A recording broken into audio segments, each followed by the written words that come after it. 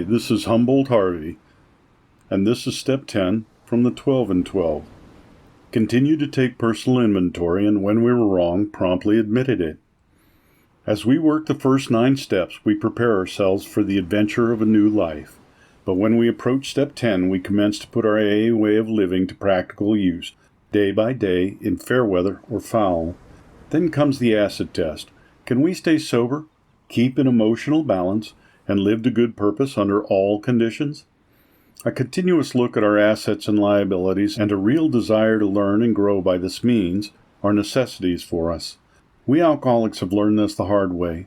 More experienced people, of course, in all times and places have practiced unsparing self-survey and criticism. For the wise have always known that no one can make much of his life until self-searching becomes a regular habit, until he is able to admit and accept what he finds, and until he patiently and persistently tries to correct what is wrong. When a drunk has a terrific hangover because he drank heavily yesterday, he cannot live well today. But there is another kind of hangover which we all experience whether we are drinking or not.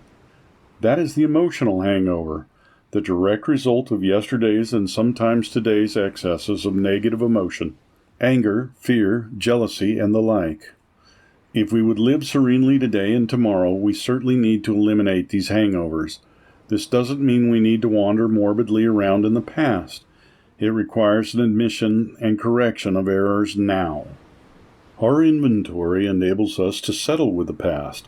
When this is done, we are really able to leave it behind us. When our inventory is carefully taken, and we have made peace with ourselves, the conviction follows that tomorrow's challenges can be met as they come. Although all inventories are alike in principle, the time factor does distinguish one from another. There's the spot check inventory, taken at any time of day whenever we find ourselves getting tangled up. There's the one that we take at day's end when we review the happenings of the hours just past. Here we cast up a balance sheet, crediting ourselves with the things well done and chalking up debits where due. Then there are those occasions when alone, or in the company of our sponsor or spiritual advisor, we make a careful review of the progress since the last time. Many AAs go in for annual or semi-annual house cleanings. Many of us also like the experience of an occasional retreat from the outside world, where we can quiet down for an undisturbed day or so of self-overhaul and meditation. Aren't these practices joy killers as well as time consumers? Must AAs spend most of their waking hours drearily rehashing their sins of omission or commission? Well, hardly. The emphasis on inventory is heavy only because a great many of us have never really acquired the habit of accurate self-appraisal. Once this healthy practice has become grooved, it will be so interesting and profitable that the time it takes won't be missed. For these minutes and sometimes hours spent in self-examination are bound to make all the other hours of our day better and happier. And at length our inventories become a regular part of everyday living, rather than something unusual or set apart. Before we ask what a spot check inventory is, let's look at the kind of setting in which such an inventory can do its work. It is a spiritual axiom that every time we are disturbed, no matter what the cause, there is something wrong with us. If somebody hurts us and we are sore, we are in the wrong also. But are there no exceptions to this rule? What about justifiable anger? If somebody cheats us, aren't we entitled to be mad? Can't we be properly angry with self-righteous folk? For us of AA, these are dangerous exceptions. We have found that justified anger ought to be left to those better qualified to handle it. Few people have been more victimized by resentments than have we alcoholics. It mattered little whether our resentments were justified or not. A burst of temper could spoil a day, and a well-nursed grudge could make us miserably ineffective. Nor were we ever skillful in separating justified from unjustified anger. As we saw it, our wrath was always justified. Anger, that occasional luxury of more balanced people, could keep us on an emotional jag indefinitely. These emotional dry benders often led straight to the bottle. Other kinds of disturbances, jealousy, envy, self-pity, or hurt pride, did the same thing. A spot check inventory taken in the midst of such disturbances can be of very great help in quieting stormy emotions. Today's spot check finds its chief application to situations which arise in each day's march. The consideration of long-standing difficulties had better be postponed, when possible, to times deliberately set aside for that purpose.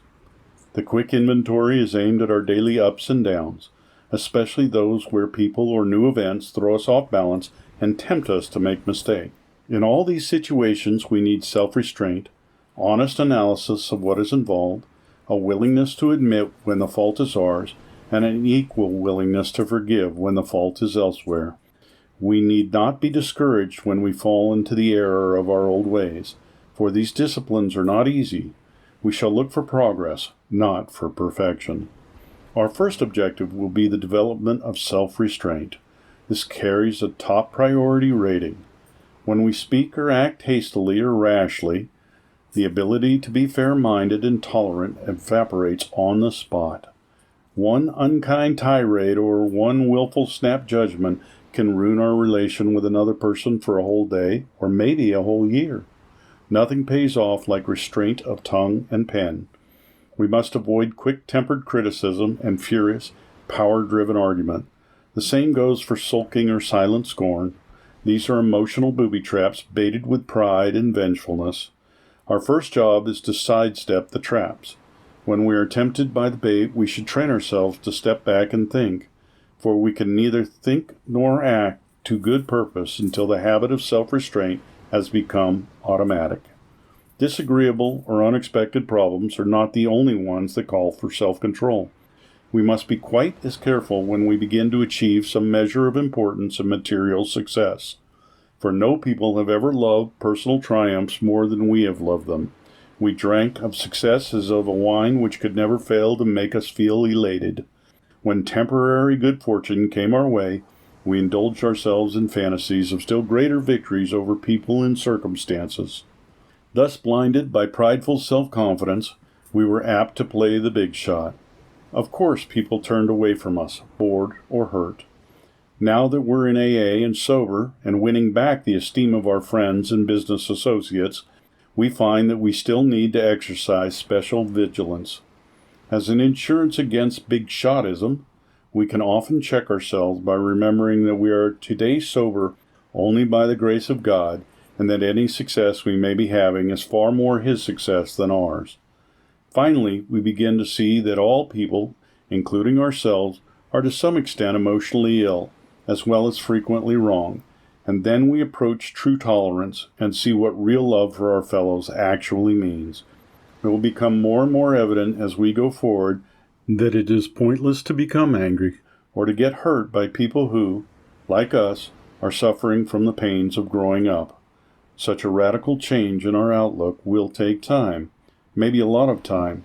Not many people can truthfully assert that they love everybody. Most of us must admit we have loved but a few, that we have been quite indifferent to the many so long as none of them gave us trouble. And as for the remainder, well, we have really disliked or hated them. Although these attitudes are common enough, we AAs find we need something much better in order to keep our balance. We can't stand it if we hate deeply. The idea that we can be possessively loving of a few, can ignore the many, and can continue to fear or hate anybody has to be abandoned, if only a little at a time. We can try to stop making unreasonable demands upon those we love. We can show kindness where we had shown none. With those we dislike, we can begin to practice justice and courtesy, perhaps going out of our way to understand and help them. Whenever we fail any of these people, we can promptly admit it, to ourselves always, and to them also, when the admission would be helpful. Courtesy, kindness, justice, and love are the keynotes by which we may come into harmony with practically anybody. When in doubt, we can always pause, saying, "Not my will, but thine be done." And we can often ask ourselves, am I doing to others as I would have them do to me today? When evening comes, perhaps just before going to sleep, many of us draw up a balance sheet for the day. This is a good place to remember that inventory taking is not always done in red ink. It's a poor day indeed when we haven't done something right. As a matter of fact, the waking hours are usually well filled with things that are constructive. Good intentions, good thoughts, and good acts are there for us to see. Even when we have tried hard and failed, we may chalk that up as one of the greatest credits of all. Under these conditions, the pains of failure are converted into assets. Out of them we receive the stimulation we need to go forward. Someone who knew what he was talking about once remarked that pain was the touchstone of all spiritual progress. How heartily we AAs can agree with him, for we know that the pains of drinking had to come before sobriety and emotional turmoil before serenity.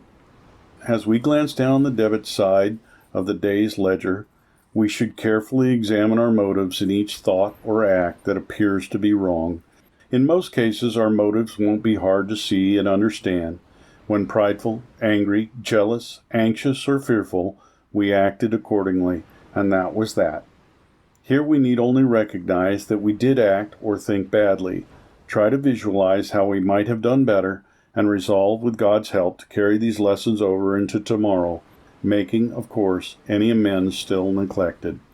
But in other instances, only the closest scrutiny will reveal what our true motives were.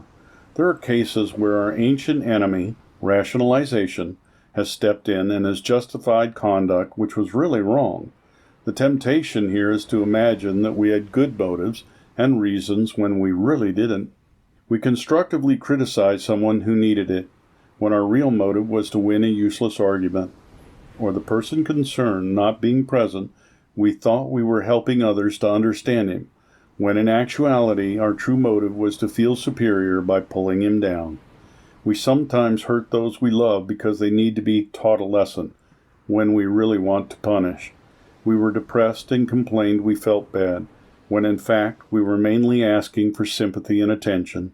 This odd trait of mind and emotion, this perverse wish to hide a bad motive underneath a good one, permeates human affairs from top to bottom. This subtle and elusive kind of self-righteousness can underline the smallest act or thought. Learning daily to spot, admit, and correct these flaws is the essence of character building and good living. An honest regret for harms done, a genuine gratitude for blessings received, and a willingness to try for better things tomorrow will be the permanent assets we shall seek. Having so considered our day, not omitting to take due note of the things well done, and having searched our hearts with neither fear nor favor, we can truly thank God for the blessings we have received and sleep in good conscience.